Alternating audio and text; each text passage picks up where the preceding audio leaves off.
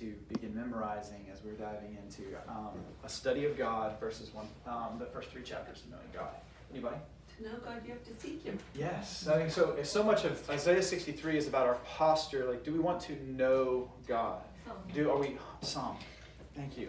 Are we hungering and thirsting for Him? And I think that heart posture of how we approach God is so critical, and it's really, I think, kind of elaborated on in these verses. So, starting off in chapter 1. Normally what's going to happen is that we're going to probably touch on a few of the questions, and then I'm going to probably launch into something else kind of different. That's not going to happen today, because I think these 3 chapters really kind of we need to kind of dig down a little deeper and reflect on these a little bit more.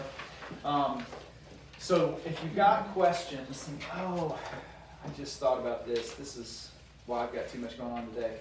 I need to get you guys questions for 5 and 6. What I will do is I will have those for you. Most of you guys are probably going to do those first thing. I'll have those for you Sunday to pick up, okay? 5 and 6, the reflection questions on the next 2 chapters we're going to be reading. So next week, chapter 5 and 6 of Knowing God, and Hebrews 1 and 2. Or email. Or I could email them. I will put them on the app. I'll do everything that you can possibly, but if you don't, however you need to get them. If you're old school and you want to have paper copy, I'll have paper copy. Hebrews what? Hebrews 1 and 2. And it's in your notebook. Yes. Yeah. All right, so. Can I get another notebook? Oh, you didn't get a notebook. I've got them in my office. I can grab it. Would you grab it? I think they're sitting on the old roll top desk thing. If not there, they're somewhere else. So encouraging. You see my office right now, I'm not even sure what to do with it. All right, take a deep breath. Yeah. All right, so diving into the first 3 chapters of Knowing God. I think the first thing we want to look at in chapter 1, just kind of walk through some of these questions. And I think it's important to start, what impact does the study of God have on the soul? And why is theology so important for everyone? Because I don't know if you guys have heard this. I have certainly heard this. In fact, I was talking to somebody the other day. I got a degree in my MDiv at Southern, and somebody was telling me, oh, I've got a degree in practical theology. I was like, so mine was impractical.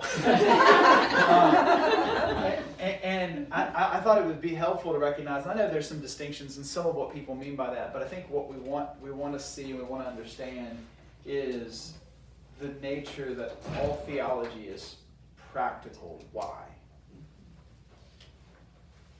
Why is theology important? What does it do when we study? And by theology, we're talking about like theology proper, meaning the study of theos, God. I think that knowledge leads us to a practical life in godliness. Yeah. So it's connected to the idea of who God is, correct? Mm-hmm. Like if God is, he makes the point of, if you dropped an Amazonian down in the middle of New York City, they're going to have trouble making sense of the world. They're going to do things that are going to be for their detriment. They're going to hurt themselves. And so to live in a manner, thank you. Here you go, Sherry. I also need to get you a little notebook. I'll have that for you later. But to live in a manner where we are living out of line with the God who created the world and a God who has a very specific design for his world is really to do detriment to us. So it's extremely practical because we need to look to God in order to be able to know how to live rightly in his world, right? Which is extremely practical.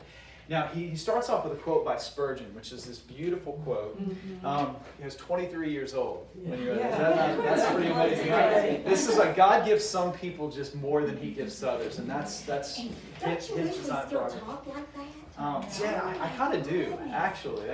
It was just beautiful. But if you listen to all his sermons, that's why they call him the Prince of Preachers. But Spurgeon, he was talking about the nature of what a study of God does. So I think there's this practical necessity that like theology is not just for spiritual people or some people or nerds or bookish people. Theology is for everyone.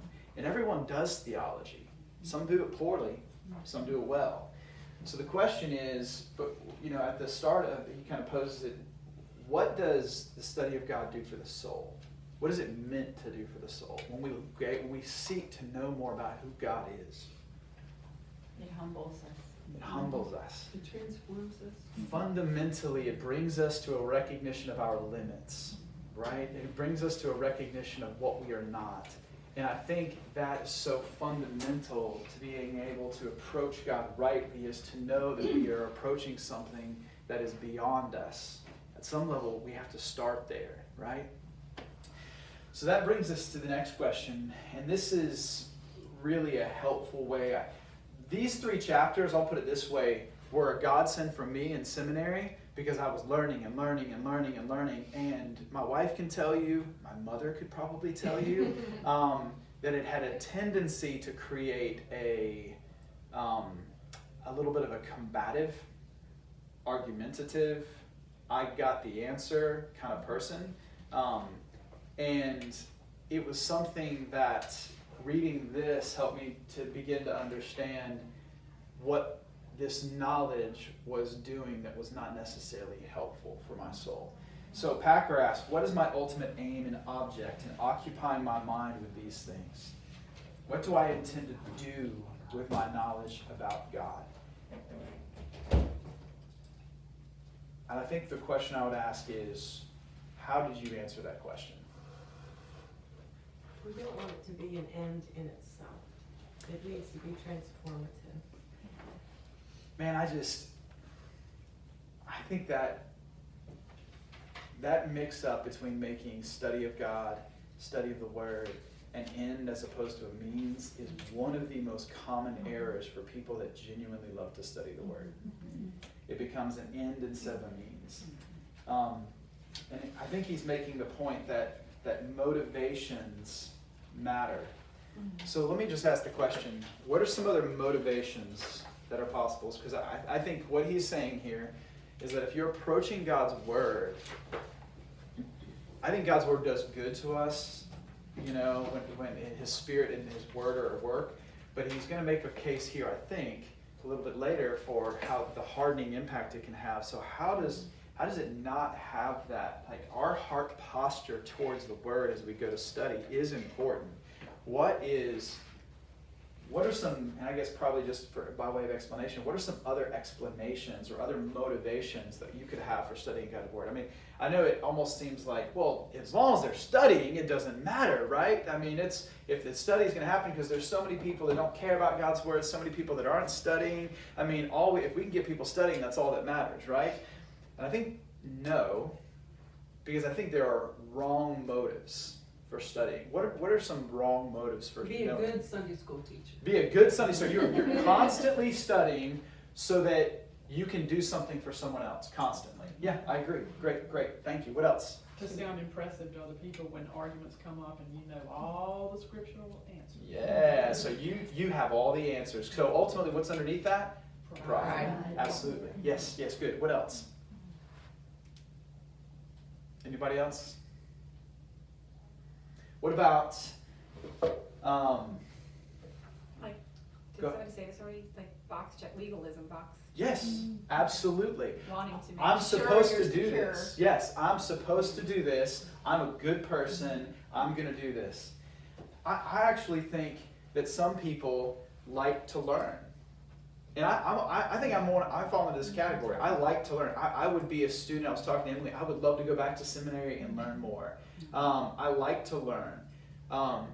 And so there's actually something kind of exhilarating. Like, I remember when I first stepped into seminary classes and I had never heard some of this stuff before. It was, I used the word euphoric. Like, I was like, wow, there's all this new information and coming. And it can be exhilarating just learning. And yet I saw the long-term impact of simple learning without spiritual growth.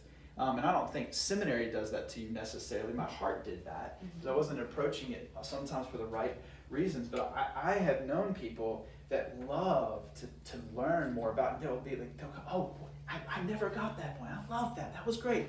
But it's almost like, I'm gonna ace the next Bible trivia quiz that comes up. Like, it's not necessarily because life is being conformed and transformed by the Word. And so I think we can love to just grow in knowledge. and then or I'd have to teach. I actually have peer pressure. Like, other people are doing it, I'm going to do it too, just because there's a lot of other people that are studying, these other folks in the room are studying, so I'm going to study and I'm going to do it. I think there are a lot of motivations that can cause us to go to God's Word that are ultimately not good motivations, and I think what it will do is that we can grow in knowledge, but the benefit of that knowledge will not have the same impact and benefit for us. So part of it is our heart posture and our motivation when we're studying. And he's saying very, very clearly that the primary motivation when we come to God's Word is that we would know God, that we would seek Him, that we would hunger and thirst for Him, and then that we would, our lives, and he says later, will be conformed to His will so that we can please Him, and so that we can, because we delight to do that. So motivations matter. Next question of what does Packer mean when he says there can be no spiritual health without doctrinal knowledge, but it is equally true that there can be no spiritual health with it if it is sought for the wrong purpose and valued by the wrong standard. In this way, doctrinal knowledge can really become a danger to the spiritual life. What does that mean? Like legalism. Legalism? Well, Okay. a lot of it is just piggybacks on what we just discussed. Yes, it Yeah, does. right. Broad. And So let's kind of take these passages apart, because I love how Packer brings, he keeps us out of both ditches, right? He says there can be no spiritual health without doctrinal knowledge. What's he saying there? You have to study. you got to know. Yeah. You got to know that. Can you know a God and love a God and serve a God and have it, that if you don't know anything about Him? No. So is knowledge the enemy?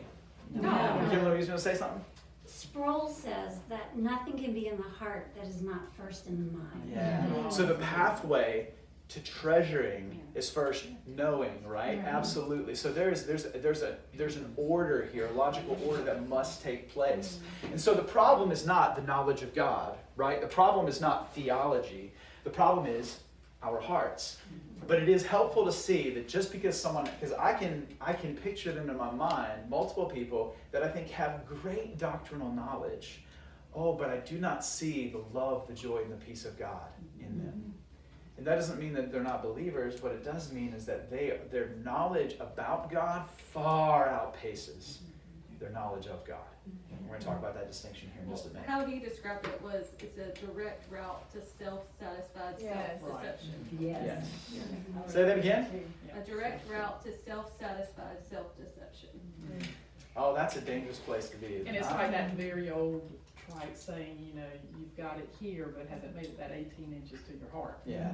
You know, And it's I think what he's making the point is like it's deceptive, because you think I've got it up here, it's got to be centralized in who I am, and that's not always the case. And so he actually strikes the right balance between saying, yes, you need doctrinal knowledge to be healthy, but you can also have a lot of doctrinal knowledge and not be healthy at all. The third verse of 63 this week Mm-hmm. just told it to me. Mhm. Your love is better than life, and it Yeah. just went. Mhm. You know what? I live like that's not true. Mm-hmm. I mean, I'm just deeply convicted in that. The Mhm. burdens, the worries, the stuff, the distractions. And it's like, I'm a fake. I'm a fake. That's what it says to me. And I'm like you, I love to study. And I think for those of us who love to study, it's harder. Yeah. Well, I would say too, though, like the reality to be able to look at yourself in light of the Word and go, "That's not me." Right. Is the power of God at work Yes. in you? I mean, it is exactly what God's Spirit is going, and it's really that heart posture of humility, Beth, to be able to speak that it actually moves us to a place of receiving from God. So I want to. This is a little tangential, but one of the things that we have to be careful of is that pride is the primary thing that holds us back from being able to receive what God has for us in His Word. He knows the proud from afar, but gives grace to the humble and the lowly. Like, there is a proud heart that I've got it figured out. I know what all the answers are. But when we will come to Him, and He'll make this point at the end of the book and be like, I don't know God as I ought. I'm a fraud. And I think what you're saying is, my knowledge outpaces my reality and my faith, right? Yep. And at some level, everybody who's been well instructed is in the same boat there with you, Beth. Like that's it. So it's good to be able to recognize that. And like in Yes. 1 Corinthians 8 verses 1 and 2, Paul was talking to the Corinthians and he told them that their knowledge puffed them up. Yeah. And he was referring to their arrogance. And then the last thing he said to them in those verses is that love builds up. Yeah. And so if you're not, if the love is not building up, then you're missing it all. Yeah, if you're not approaching the knowledge from a place of love and humility of like, I want to know God because I love God, and then it's producing love within you, then it's not doing what it's intended to do. And I know, because I remember I've got grandparents who I love dearly, now both deceased on my dad's side, and I remember when I told them I was going to seminary, I thought they'd be excited because they were godly people. They were horrified. Not horrified, it's a strong word. They were like, oh. And then kind of like down-talked it multiple times, never wanted to talk to me about it. And I got to the root of it much later, in that they had an anti-intellectual understanding of the faith, where they took that love that knowledge puffs up to mean that it's all about emotions and it's not about knowledge. It's not about truth. And that's equally dangerous, right? So I've seen there is a ditch on both sides of the road, and we want to be able to navigate in the way of wisdom, which is both recognizing the necessity of the truth of God's word to know him and to rightly worship him and to glorify him and to love him. And yet at the same time recognizing the weakness that it has, what it cannot ultimately do, which is what something the Holy Spirit can do. We can't love what we do not know. Yes. Right? Yeah. And so as we are approaching the word, we can't be hearers only. We also have to be doers, but we can't even be a doer until we're a hearer. Yep. So there goes back to what you were talking about earlier with Sproul, like there is a necessary order. And we just need to make sure none of us think when we have engaged in the means that we have achieved the ends for which those means were intended. Now, looking at the example of the author of Psalm 119, we've already touched on this. What should be our aim and goal in all we read, study, and know of God and his word? To find our place in his kingdom. Find our place in his kingdom. Yeah. Knowing and enjoying God. Knowing and enjoying God. Understand His truth so we can respond to that truth Yes. and transform by it. I think that gets close to the actual quote from the book. Supreme desire was to know and enjoy God, and he valued knowledge about God as simply a means to this end. He wanted to understand God's truth in order that his heart might respond to it and his life might be conformed to it. Then later the psalmist was not interested in truth and orthodoxy and biblical teaching and theology as ends in themselves, but as means to the further ends of life and godliness. This is the key takeaway from chapter 1. The study is not the end. Knowing God is the end. Study is the means. And then he's going to get into what I think is one of the most just nuggets, gold in the first chapter, just buried in this. Probably one of the best kind of practical takeaways from the whole thing. It's all practical. But what you can do with it. He gives us the means by which we take God's truth and make it something that's more than just an end in and of itself. What does he call us to do? Something simple but demanding. Simple but demanding, that's right. What is it? Meditation. Meditation.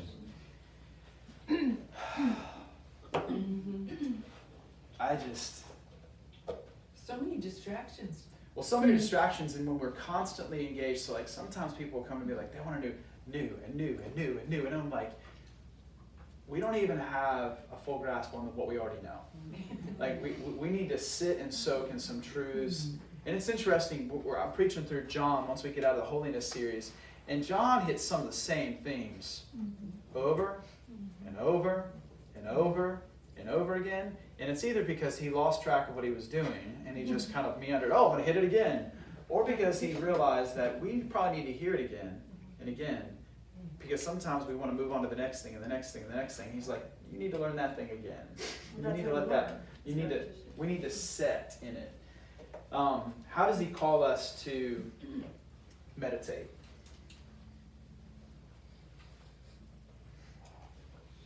what is the process of meditation look like? I wrote it straight from the book. Well, that'll do. It's That'll do right. meditation is the activity of calling to mind and thinking over and dwelling on and applying to oneself the various things that one knows about the works and ways and purposes and promises of God. It is an activity of holy thought, consciously performed in the presence of God, under the eye of God, by the help of God, as a means of communion with God. Its purpose is to clear one's mental and spiritual vision of God and to let His truth make its full and proper impact on one's mind and heart. Amen. It's one of the best definitions you're ever going to hear of It meditation. is, absolutely. And I think one of the key things I want to point out about that is it is a dependent action. We are not doing this in meditation in a place, in a posture of strength, but in a place, in a posture of dependence. Lord, you must help me see this. I want to come to you. I am looking to you. You must fill my mind. You must transform me. I think the image that comes back to me of why meditation is so important is like we had some rainstorms that have passed through our house recently, and we've had a couple storms that were like hard, but gone in 3 minutes. And probably dropped a ton of rain. But I just noticed that our grass didn't really grow that much from that quick shot. But what did make it grow is that gentle, slow rain all day. And that's when my grass gets crazy high, and it makes it grow so much more. And I just think meditation is that same idea. It's not just this one quick shot of truth. It allows the truth to soak. And it's the truth that soaks in your soul that brings about the growth of God. All right, so that's chapter 1. I feel like every Sunday. Point 1. Here we go. Point 2. Only 15 minutes left. Moving into point 2, and here he goes into the people who know their God. So now he's moving really from the method of like kind of our posture of how we approach God and our study of God, and he's moving into kind of the evidences of knowing God. So I think the first question that we have to ask, and this is kind of a hard one, but what is the difference between knowing about God and knowing God?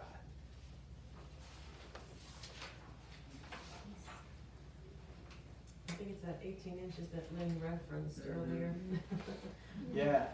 So it moves from a head knowledge to a heart knowledge. Okay, let's elaborate upon that. I think that's we're moving in the right direction. What does that mean? I think it's having that deep faith and abiding in Him. Because, just because I know about His character and attributes doesn't mean I'm going to abide in Him. So you're getting into something, and fundamental to this idea of abiding is this idea of dependence. Yes, so there's a relying upon God if we know Him. Absolutely. Yeah. What else? I think those evidences were a sort of tell the tale of whether it looks different than the other thing. It changes you. Yes. I think you're getting to the idea of dependence. We're getting to the heart knowledge, transformation, right? Energy for God, things that there's going to be product. Kimberlyn, what was that quote that you sent me? It was from the preface. I can't even remember. Do you remember? It was about, from Kevin Van Hoosier. You said it was like the knowledge of God. You pull that up and read that, because I think that kind of gets to the idea of this. Beth was just saying, evidence. The thing I pulled out was knowing God is marked by joy unspeakable and full of glory at the unpleasantness or pleasantness of life. I think he's getting into the proof, right? Do you have it? If you could read this. This was from the preface. The knowledge of God does not sit idly in the mind, but is living and active and insists upon a personal response. So, true knowledge of God cannot sit inactive. I love that language. Just it insists upon a response. It kind of goes with what you just said with meditating, sitting and soaking, and then what? Yeah. If there's something after Something that, must be coming from that. the The transformation. growth. That's right. Absolutely. So the question is, I love the opening story too about this man, for I have known God. Like I was looking in scripture at just how often that's the phrase for those, and he knew God. he knew God. And I just was asking that, there's a confidence in there that I love and I delight in, right? I've known God. Now, to the fullness of who God is, of course not. Do I have the full grasp on who he is? No. But to have the confidence to say I know him. Not I know about him or I've heard about him, but I know him. Because that is an entirely personal matter. And then he'll say later, and I'm going to be probably dropping some little quotes on Lakeside's page from Packer's book, because I've got it on Kindle and it's easy for me to send them over there. But he said, a little knowledge of God is worth a great deal of knowledge about God. I think I saw this beautifully illustrated. I had the opportunity last night to meet this couple, and I don't want to go into too much detail because it's their story, but somebody had been brought out of just great amounts of drug addiction for years and years and years. A powerful transformation, like God. And if everything that I heard is true, and again, I'm always not skeptical, but just I want to wait and see. Some of the things that she was saying about God after knowing him for about a year were more insightful and more powerful. I think were more real to her than somebody that could be walking with God for 20 years and has lots of knowledge about God. But she was very clear on what God had done for her, delivering her from addiction, miraculously pulling her out of a life of self-destruction. And so I just think we want to be a people who have a heart that knows God personally, and the evidence of that is personal impact by God, right? So he gives the next question: what is the evidence of truly knowing God? And how would this look like in your life? So, Emily and I were having a little bit of a conversation about this week, and for somebody like this was for Daniel, and it looks like this, right? But like, how do we take these things and bring them down to where we live, so that we are genuinely able to kind of say, hey, evaluating our life, is there evidence for knowledge of God, and how do we grow in those things? So what are the 4 things he mentions? Energy. Energy for God. Yes. What's the next one? Thoughts of God. Thoughts of God. Boldness for God. And? Contentment. Yes. Okay, so great energy for God, great thoughts of God, great boldness for God, great contentment in God. I want you guys to hear, I was convicted deeply as I'm reading these. Like, I saw my own inadequacy. I saw my own areas. Like, so I don't want you to read these as a legalistic, man, you guys don't. Like, I don't think almost any Christian can stand, listen to these, and not feel some level of conviction. In chapter 2 is very convicting. Yes. And let's just allow the conviction not turn into condemnation, because it is not intended to be condemnation, but allow the conviction to draw us to a place of hunger for the Lord and really gratefulness for his mercy, because we do know so little of him, and yet he is merciful and gracious to reveal himself to us when we come to him. So first he says, great energy for God. And he gives, I think, a really practical means of what this looks like in believers' lives. What does he say they do? How does this practically apply, maybe for us? There are people. Zeal and energy for prayer. Prayer. For God's glory to be expressed in prayer. Guys, I want to tell you that I have come to see a zeal for prayer as a much more clear evidence of somebody's spiritual maturity than how much they want to study the Word. Now, I think the Word and the prayer, they go together. They're delighting in each other. But I have just seen so much biblical truth stored in the head that has not been activated, but I have rarely seen somebody who is a deep prayer warrior, who is walking with the Lord regularly in prayer, who is not growing and walking in the truth. That doesn't mean they don't have struggles. That doesn't mean they're perfect. But it is our prayer life that connects us to the power of God And secondly, I actually think it is tied into our genuine trust and love for him, because as we come to see our need of him, it moves us to pray. True?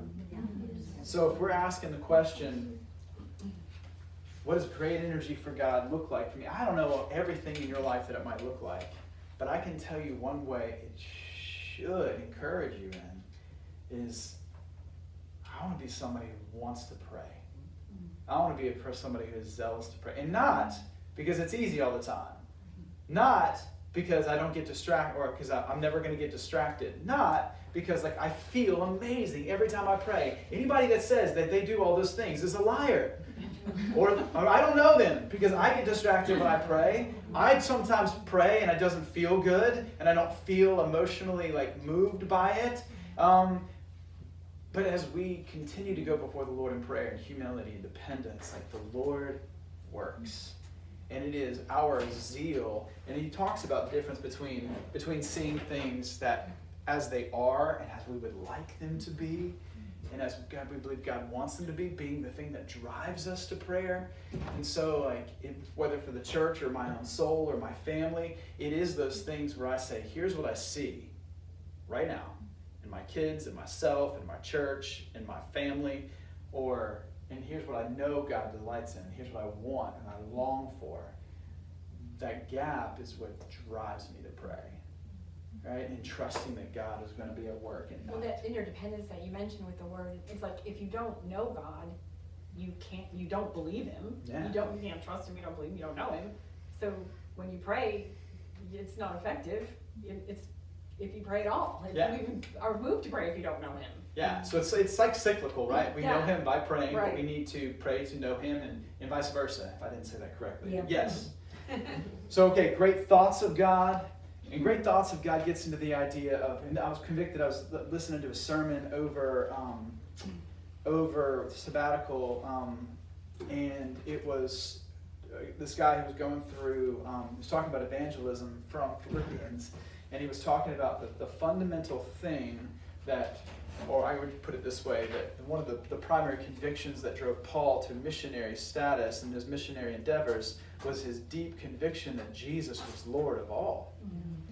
He's like, everybody owes him his allegiance.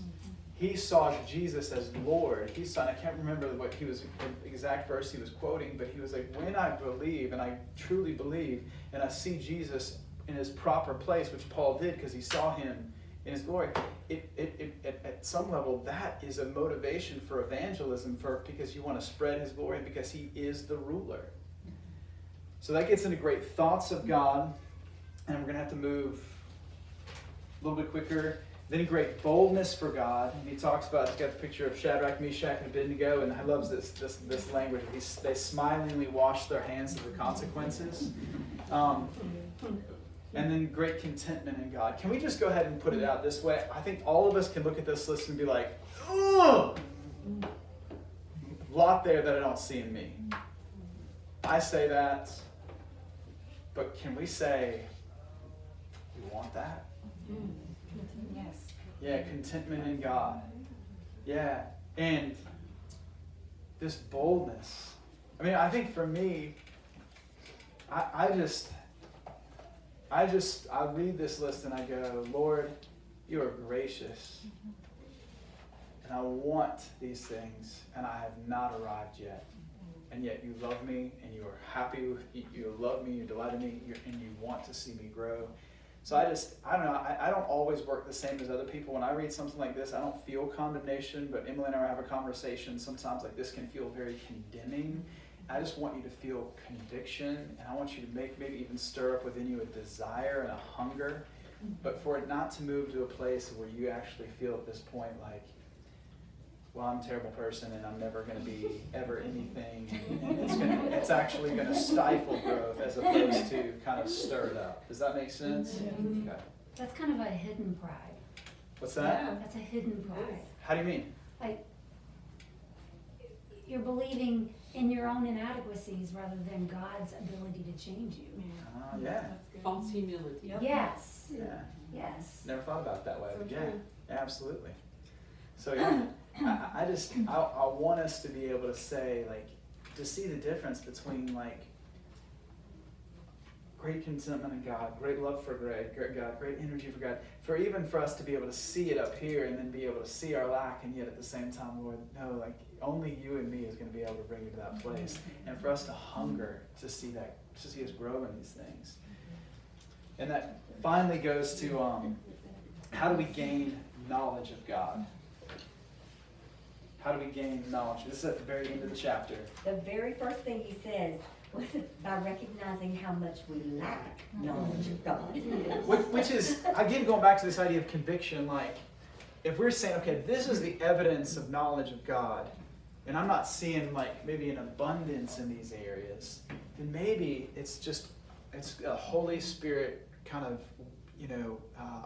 clarity of saying, the Lord wants to reveal more of who I am. I need to know Him more. I want to know Him more. And Jesus said, if you know me, you know the Father. Yeah. So, I think actually that's going to tie in very much to what we're going to be talking about next week. But this idea of starting with a place of recognition of our need, and then what's the second thing he mentions there? Very simple. Seek the Savior. What's that? Seek the Savior. Seek the Savior, and he's going to get to it like with all our hearts. With all our hearts. That was our verse, and Lynn sang it to me yesterday in the car. Jeremiah 29:13. See, you will find me when you search for me with all your heart. Like most of the women in this room. Now that's from the Bible 2 school. years ago. Yeah, so it's this recognition of need, and then this just genuine desire to seek. And I just would put it out this way: as we get started with this, like let that be your prayer this week and this for this time. It's like, Lord, I just want to genuinely seek you, because I would even say a wholehearted seeking of God is something that God must do, right? That God must provide. He has to work that in me. And so if you're looking in and going, I don't know if my heart's all into this, that's okay.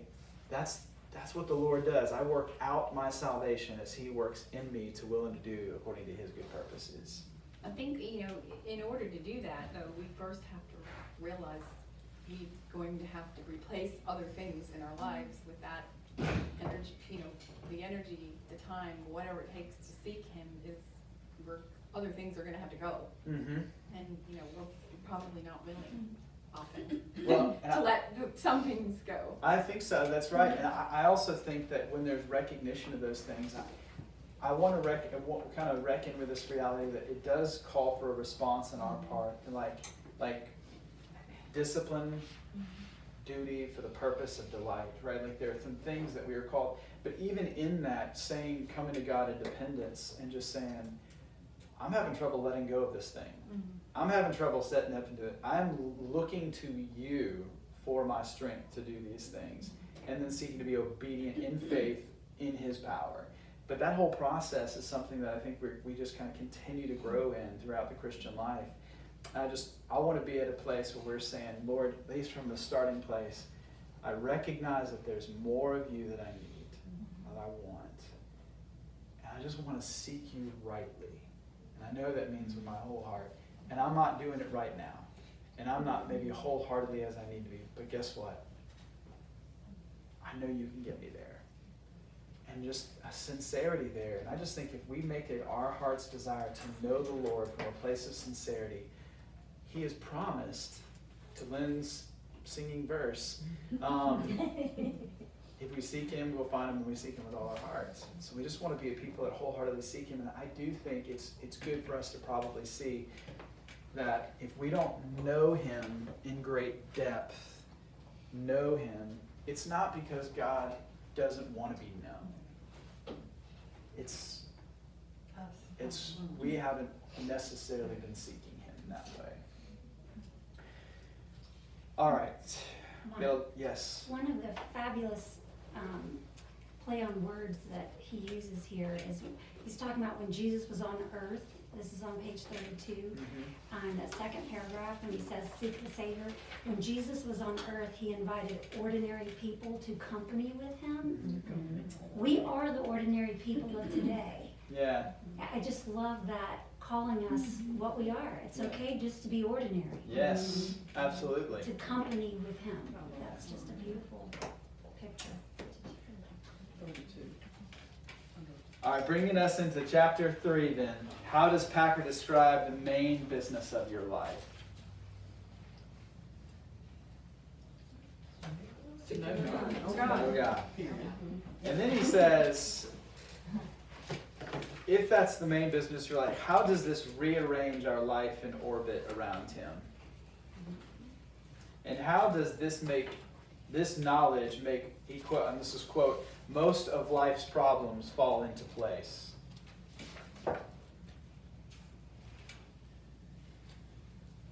That was convicting. Because he said it shouldn't matter. Come what may, whatever the trial, tribulation, circumstance, situation, that people of God don't get bogged down in that. Because they trust the triune God, his providence, his sovereign hand. That was highly convicting. Because I think as believers we get stuck sometimes on truly trusting the God that we profess. I agree. And I think it's a kind of a backward version of the mistake we make when we study God and make the study itself an end as opposed to knowledge of God. We can begin to do the same thing with our circumstances, and we think that changing our circumstances or what's happening to us is the end. When he's saying all these things are means, the great end is knowing me. And so it reorients everything in your life around this great end goal of not knowing God. I was thinking about it in a different way. I was sitting on my back porch where I finish up my devotions. Usually I was looking out at the trees and they were kind of moving in the wind. And just thinking about it for a moment, that the God who imagined trees, the God who, and then there was like this weird looking bird, I don't know what it was, flew through, and then there was this little bird grabbed it, and I was like, man, the God who did all of that, who had thought it up, who is sovereignly reigning over all of it, wants to be known. And the idea being that is the great goal of our hearts and souls. Like that is the great purpose of each person, is to know that God. And when we think about it as knowledge of God is what we need most, and knowledge of God is what he wants for us, then it enables us to reinterpret every circumstance in our lives as really God's means of helping us know him and really move us towards that great end goal. Because what we need is not just our circumstances to change, or this to change, or this to change. We need to know God and depend upon him and rely upon him more, because he is our answer. He is our great goal. He is our great purpose in life. And with that, I want to probably I'm going to give an opportunity for any closing thoughts, and then I want to make one more final connection. Any closing thoughts about these chapters? Anything that you felt like, hey, I want to share? Any questions? I had a thought yesterday, this morning. We're seeking to know of God, get you more intimately acquainted with him. But we are known by him. He redeemed us. He called us by name and chose us. And that was a great impact, that, yes, we're searching, we're seeking, we're hungering. But we're known by him. And that's very humbling. I think he makes the point, like, that's the greater truth, right? Like the fact that we are known by God. Amen. Amen. Thank you, Jerry. Thank you for sharing that. That's a great point. Anybody else? The very, very last paragraph on page 42. I can't even read it all, I don't have time. Because it's so powerful. And it just plugs into what Jerry was saying there too, about he wants me as his friend. He desires me to be my friend. He wants to be my friend, and even though he knows everything about me, all my corruption, all my twisted thoughts and everything, that he he still wants me to know him, and he wants to know me and be a friend, my friend. Wow.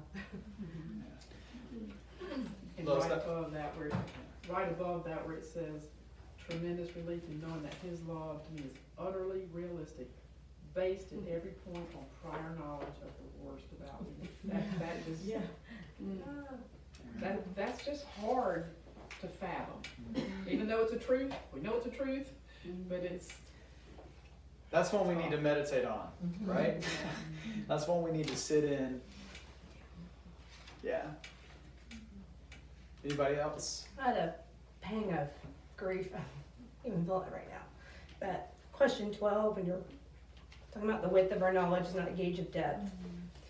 And it just made me think of Jerry, because, you know, he's no theologian, but his love for the word, his personal dealings, how he just practically applied God's word in every relationship, every day of his life. Like his knowledge of God is so much greater than mine. Just miss him. So it's nice to have a little glimpse of like what that could look like. And it's really good when we have personal visions of that, because what it does is it does bring us, I think it creates yearning within us when we see it practically, just see it in front of us lived out. Amen. Anybody else? When it asked the last question about why do we think it's appropriate that a study of discipleship should start here, I just wrote down, we cannot impart to someone else what we do not possess ourselves. Amen. Anybody else? And Lois's, the point in the last paragraph, but then prior to that, 40, this section just was very moving. It's just talking about, think of people in love and toward everything else, there's a common concern. As they open their hearts to each other by what they say and do and taste the quality of the other for sorrow or for joy. They have identified themselves with and are so personally and emotionally involved in each other's concerns. They feel for each other as well as thinking of each other. I mean, we relate to that on a human level, all of us, I'm sure. But that's meant to mimic the way God feels for us and we feel for him. You know, our communion with each other is familiar. It gets fuzzy when we think about the invisible God. Yeah. But it is built on a model, right, Yeah. of relationality and love Yes. that we're intended to help understand and then be able to put at some level vertical, right? Absolutely. Anybody else? real quick on that, on page 40, I had highlighted this. It just hits you between the eyes. God does not exist for our comfort or happiness or satisfaction. And he just wants us to be holy. So sometimes I go down that slippery slope and I don't want to seek God just so he can comfort me or get me out or do away with the trial or tribulation that I'm in. That I need to be in that trial and tribulation, knowing that he's growing me, he'll bring good out of it. And what we had learned earlier, if I know God like I'm supposed to know God, I can walk away and say, this doesn't matter. This unpleasantness doesn't matter, because he's my portion. Yes. And I don't think you'll ever at a point, like, it'll make the pain not be there. Like, I don't know, or like minimize even sometimes the reality of what's happening. And I just want to add one thing to what you're saying. I think we've got to recognize that holiness that God has for us is holy joy. Like, it is a holy joy in him. And it is not like God wants us to be happy, but holiness we have to, God wants us to be holy, but happiness we have to leave far behind. He's wanting us to be happy in him, which oftentimes means that the pleasures of sin, or just sometimes the comforts in life, like he will do without in order to be able to help us find that, but we seek it in him. But yes, great point. Kimberly, do you have something? What Jerry was saying about that we are known by God, stretching that back, my daughter is also reading this book along with me. And one of the things she came to me and said was, it's so comforting to know that there was never a time that I was not known by God. Like, God is outside of time. And he talks about that in here, that there was never a time when we have not been on his mind. It's pretty amazing, isn't it? I think that's one of those things, the more you dive into, the more amazing it does get, because you do go back and then you go, yeah. So, well, hopefully you guys see that the reason this is an appropriate place to start a discipleship training is because discipleship training is not about methods, first and foremost. It's not about, I need to have the right tactics to make somebody do what I want them to do or make them want it. It is about, first and foremost, knowing God, drawing our life from Him, beholding Him for who He is, being transformed by Him, and then in the process of that transformation, He will bring us to a place of wanting to bring others into a knowledge of God. So we want to start there. And I just want one final thing to say of why this is so relevant. So that's why we start here, but why do we need women's discipleship? I was talking to two ladies last night. I mentioned that. One of them coming out of a drug addiction. Both of them, either one of them's a believer and brand new believer, or they're both brand new believers. And it would be great for me to sit down with them, and I will be doing that. But it'd be better to be able to send them to some women in our church and say, pursue her and disciple her. And then they would go. And they would see, and we would see those women walk in the Lord, and I could be able to check in and be like, how's she doing? But they understand what it means, what it looks like. They're going to pursue her. And I think, when I saw that, and there's other women in the church that I've got in my mind, I'm like, you guys are doing this for your own sake, but also for their sake. So just be reminded of that. Let's close in prayer. Who would like to close this? Anybody? Emily, would you close this? Lord, we just come before you, just humbled about all that we've read and studied this week. Father, I thank you for the impact that it's already making in each of our hearts and lives, Lord. And I pray, Father, that you will just continue to use the study of your word and prayer just to transform us as women, Father. And Lord, I pray that we will use what we are learning and how you are changing us for others, Lord. As Mike was just saying, for others, whether it be in our home or outside of our home, God, find us faithful in serving you daily, Lord, moment by moment. And God, I just pray that you will just continue just to transform us into your image, Lord. Lord, just be with us throughout the rest of this day, and keep us all safe as we travel back to our various places. In your